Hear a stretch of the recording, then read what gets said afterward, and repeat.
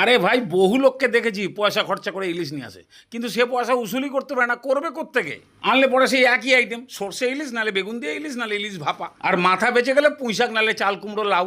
আরে ভাই নতুনত্ব খাবে তবে তো পয়সা উসুল হবে। ঝিঙে দিয়ে ইলিশের মাথা খেয়েছো কোনোদিন?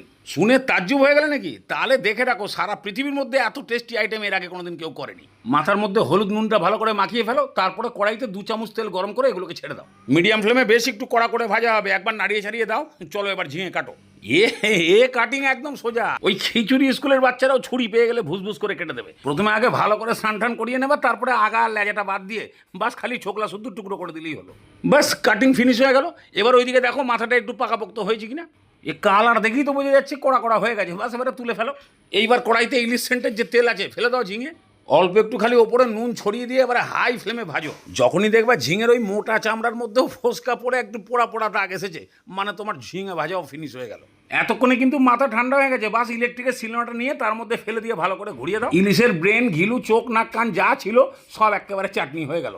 কাঁটা ফাটা কিছুই বেঁচে নাই, তোমাকে আর চুষে কিছু ফেলবারও নাই, একেবারে সলিড জিনিস পেয়ে গেলাম। এটাকে আলাদা জায়গায় রেখে দাও। এর মধ্যে ঝিঙে পেশাই হবে, সঙ্গে 7-8টা মতন কাঁচা লঙ্কা দিয়ে ভালো করে পিষিয়ে দাও। তবে অল্প অল্প করে দিয়ে পেশাবা, তাহলে এরকম ভালো মতন পেশানো হয়ে যাবে। বাস এবারে দেখো কড়াইতে যতটুকু তেল বেঁচে আছে ওইটাকেই গরম করে নিয়ে অল্প করে কালো জিরে ফোড়ন দাও, সঙ্গে 1 মুঠ মতন পেঁয়াজও দিয়ে দাও। এই সেরেছে। এখনই কিছু ইলিশের ডাক্তারবাবু আছে বলে বসবে ইলিশে আবার পেঁয়াজ। মাইরি কি বলবো, সেই 50 বছর আগে কোন স্কুলে পড়েছিল ভগবান জানে, এখনো সেটাই আওড়াচ্ছে। জানেই না যে সামান্য একটু পেঁয়াজ দিলে ইলিশের সেন্ট আরও বেড়ে যায়। ওদের কথা শুনতে যাও না, যেরকম দেখাচ্ছি সেরকম ভাবে বানাও, হেভি লাগবে। পেঁয়াজটা একটু ভাজা ভাজা হয়ে গেলে এর মধ্যে ঝিঙে বাটাটা দিয়ে দাও, অল্প করে একটু হলুদ দাও, পরিমাণ মতো নুন দাও।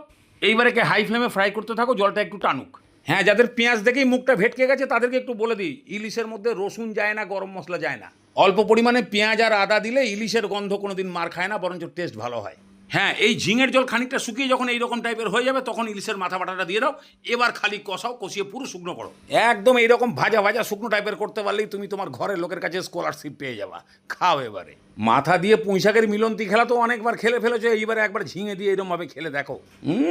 দানে দানে পে লিখা ইলিশের গন্ধের নাম।